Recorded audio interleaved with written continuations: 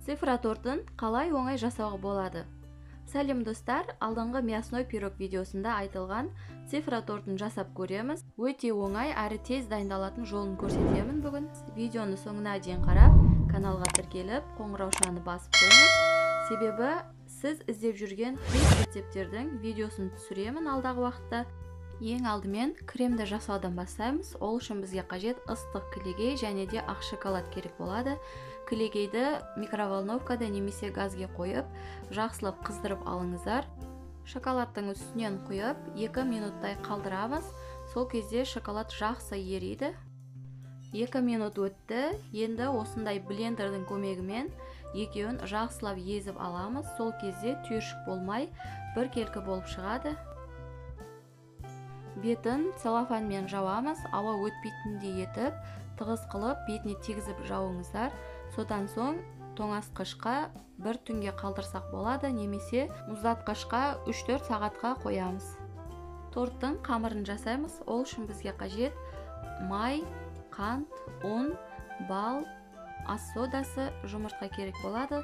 Барлығының грамдарын төменде описанияда жазып қалдырамын. Темір ыдысқа жұмыртқаны, қантты, балды салып, венчикпен жақсылап араластырамыз. Үстінен сары майымызды да салып, тағы да жақсылап араластырып, жай отқа қойып, барлығын толықтай ерітіп аламыз. Тамағым аздап ауырып, даусым біртүрлі болып тұр, оған мән бермеңіздер. Ерітіп алдық, енді үстінен ас содасын салып, араластырып аламыз. Осындай ақ көбіктер пайда болады. Ас содасын салған кезде өзі осындай реакция береді. Енді осыны толықтай бөлме температурасына дейін суытып аламыз. Суығаннан кейін ұнды електен өткізіп салып аламыз. Тек осы описанияда жазып қалдырған грамды ғана қосыңыздар. Одан артық көп қосып жібермеңіздер. Бізге жұмсақ, қолға жабысатындай қамыр болып шығу керек. Венчикпен, содан соң қолымызбен жұмыс жасап, қамырды біріктіріп аламыз. Енді осы қамырды пакетке орап, тоңазытқышқа 2 сағатқа қоямыз. Бұл қамырды 2-3 күн бұрын жасап, тоңазытқышта сақта болады. Ештеңе етпейді, бұзылмай жақсы тұрады. Кез келген уақытта алып пайдалана бересіздер. Қамыр 2 сағат тоңазытқышта тұрды. Енді аздап ұн сеуіп, қамырды 2 бөлікке бөліп, жақсылап жайып алуымыз қажет. Бірден пергамент қағазына жайыңыздар. Қазір осы қамырды кескен кезде өте оңай кесіледі. Қамырды жайып болдық. Енді бізге осындай форма қажет болады. 8 деген сан. Сіздер өздеріңізге керекті санды пайдалансаңыздар да болады. Осылай ақ қағазға шығартырып алып, кесіп аламыз. Содан кейін қамырдың үстінен қойып, осы қағаздың көмегінде қамырды кесіп шығамыз. Бетін осылай шаншқымен басып шығыңыздар. Сол кезде қамыр жақсы болып піседі. Дайын болғаннан соң протеинге салып, 180 градуста қызып тұрған печте 5-6 минуттай қызарғанға дейін пісіріп аламыз. Печ әркімде әртүрлі болуы мүмкін, сол себепті қарап тұрыңыздар. Егер де қатты қызартырып жіберетін болсаңыздар, қамырымыз қатты болып шығады. Дәл осылай 2 қамырды да пісіріп аламыз. Міне осындай болып шығу қажет, өте жұмсақ болып шығады. Қалып кеткен қамырдан осындай жүрекше секілді печеньялар жасап алдым. Қазір біз бұны оформлениясында пайдаланатын боламыз. Крем дайындаймыз. Мен мұздатқышқа 3 сағатқа қойып алдым кілегейді. Енді осыны бір ыдысқа салып, жақсылап миксерлейміз. Формасын жақсы ыстағанға дейін.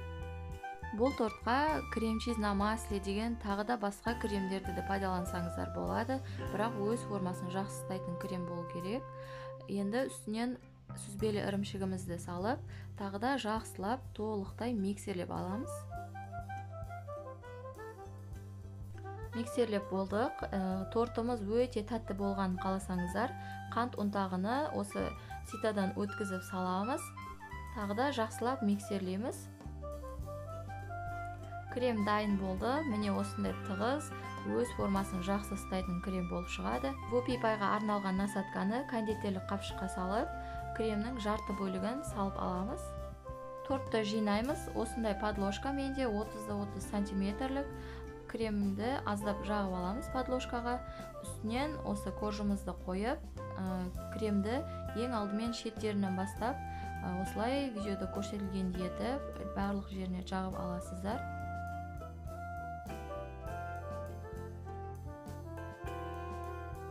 Екінші кожды қоямыз. Осы кожға гүл жасау үшін мен осындай 353 деген насадканы пайдаланамын. Осыны кондитерлік қапшыққа кигізіп, кремнің аз мөлшерін салып, осы әр жерінен гүлдер жасап шығамыз. Одан кейін жаңағы буфайдың насадкасымен қалған жерлерін кремді толықтай жағып шығыңыздар. Кремнің барлығын жағып болдық. Міне, менде осындай оформлениясына өзім қолмен жасаған шоколадты пайдаландым.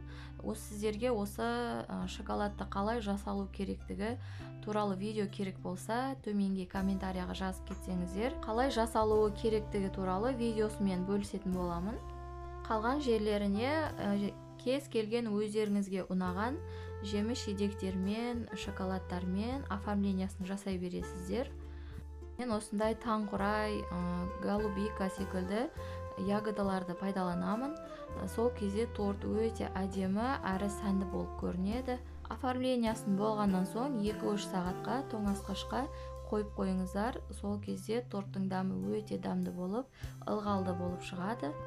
Не қыздар, тортымыз дайын болды. Өте әдемі әрі дәмді болып шығады. Міндетті түрде жасап көріңіздер. Рецепт ұнаған болса, достарыңызбен бөлісуді ұмытпаңыздар. Видеоның соңына дейін қараған болсаңыз, лайк басып каналға тіркеліп қойыңыздар. Келесі видеода кездескенше.